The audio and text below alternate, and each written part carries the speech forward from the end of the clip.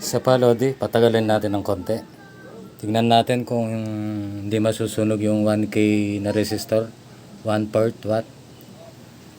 Try natin.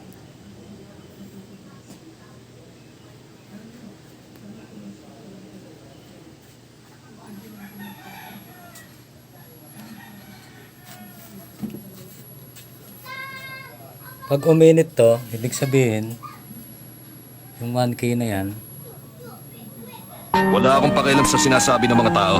Wala akong ginagawa mali kaya hindi ako dapat mahiya. Ipagpapatuloy ko ang ganitong buhay. Hanggang sa tuluyan ko matupad ang dapat kong gawin.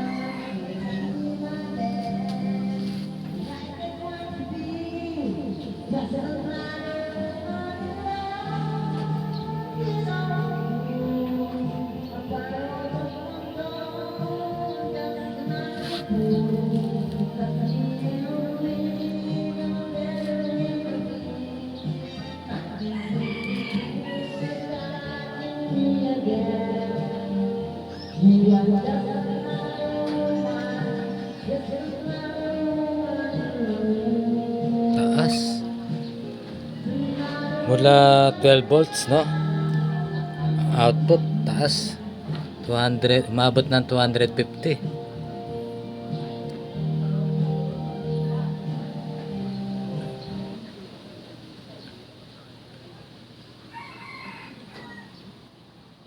Isa pa.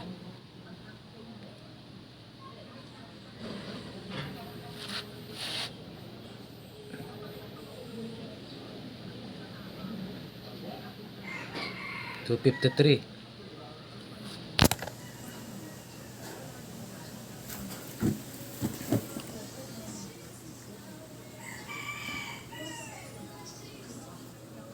Labo ng camera to.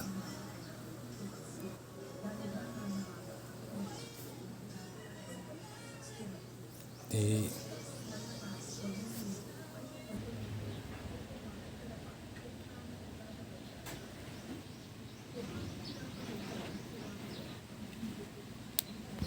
and 12 volts.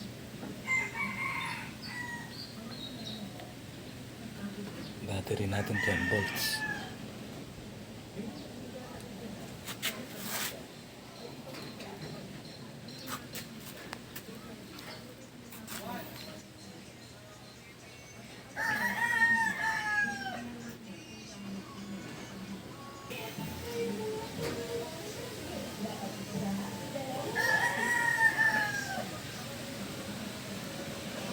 $77 mga loads na.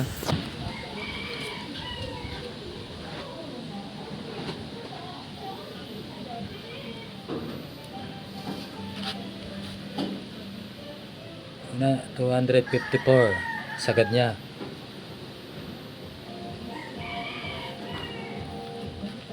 Tingnan natin kung meron umiinit sa parts. Wala naman. Maligam-gam siya.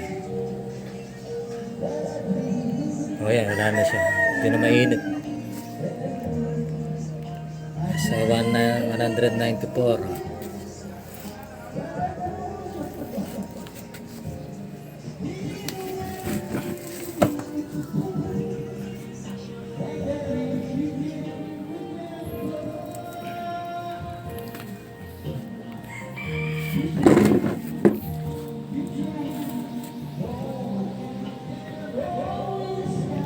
Malakas din to, kailangan ano na lang, discharge natin dito.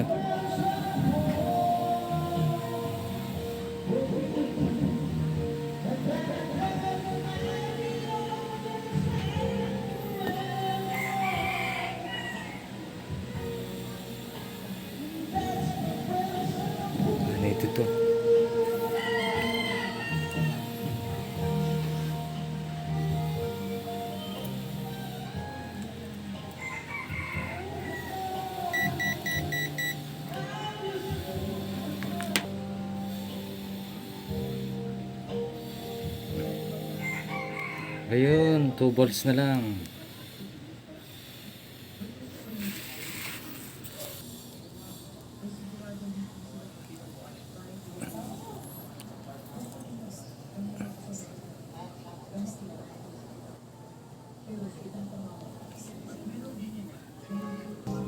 Kaya dito sa ano no, makatek no sa backlight, tag dito sa backlight sa TV.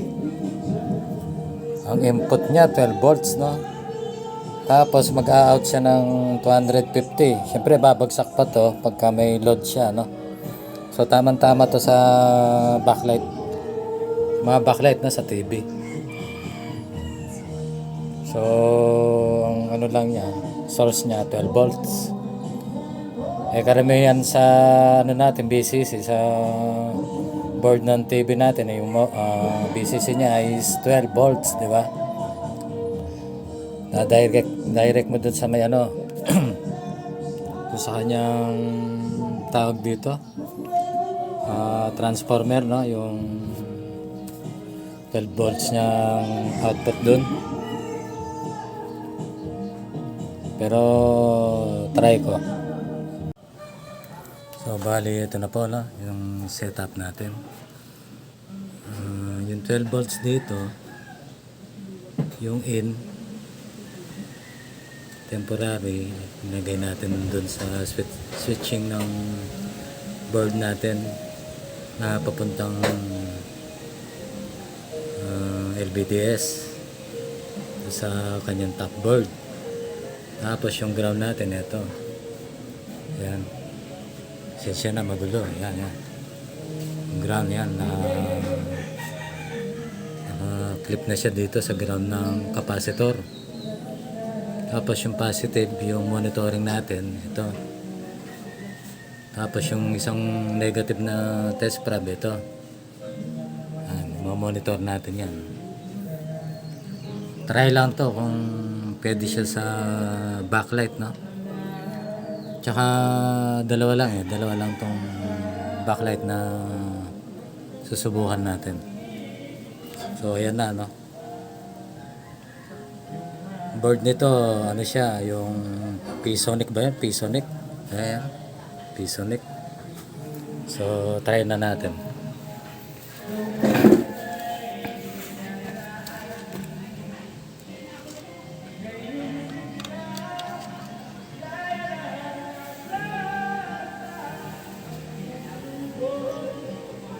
Ayan na, Lods. Nasindi na yung indicator light.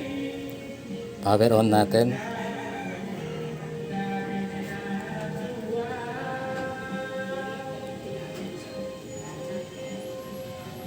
Ayan. Hindi siya, Lods. Tignan natin yung voltage dito. 64.9. So liwanag, no? Tayin muna natin.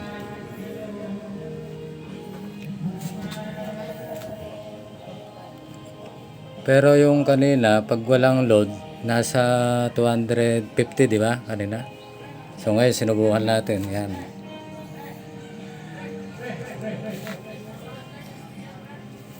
Pag na-monitor ko to, na okay yung DIY natin na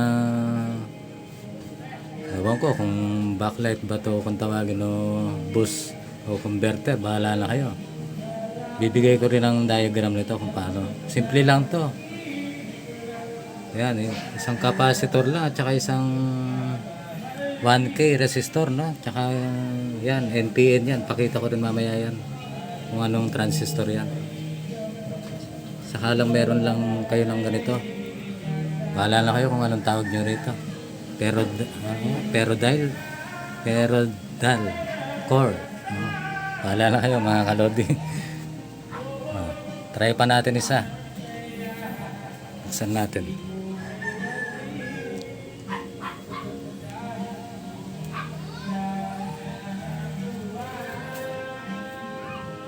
Power on.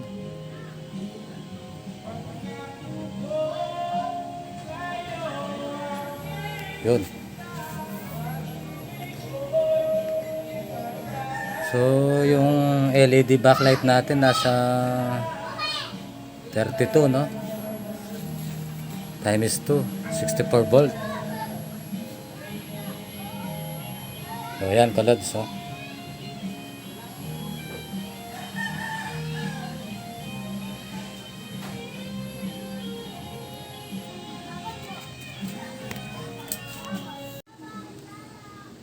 Sa palodi, patagalin natin ng konti. Tingnan natin kung hindi masusunog yung 1K na resistor, 1 part watt. Try natin.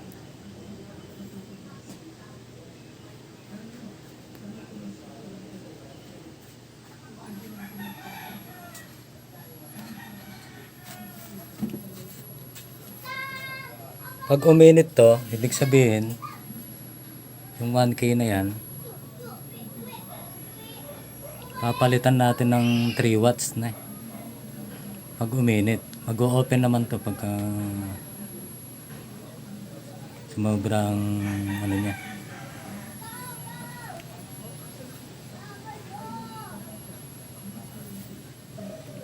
Ayan, 65 pa rin. 64.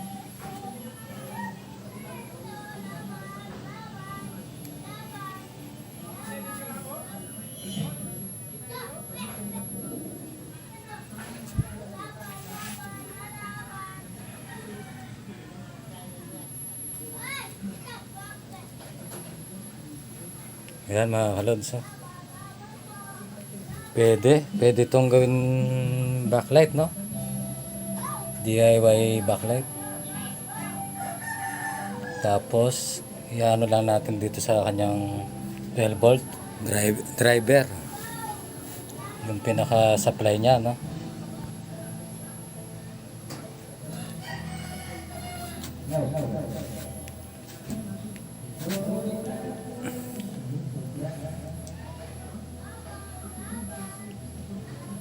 Kung ganun, kahit dagdagan mo pa ng isang LED, plus 32, so magiging ano na siya, 64 plus 32, 96. So pwede pa siya, no? Kaya pa kasi yung out nito nasa 250 kanina eh, 250 volt. So yan kalods, oh. Pwede.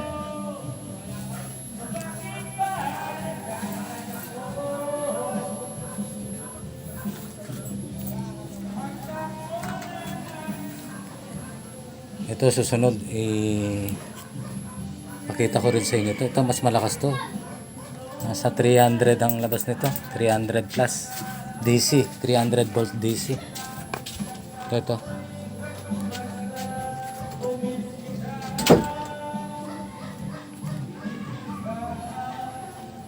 Tapos yung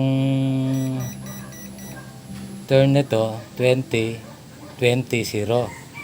Ganon din yun, 20 20 0.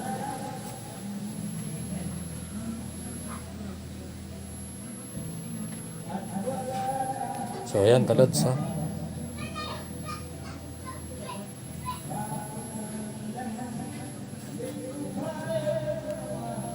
Okay na.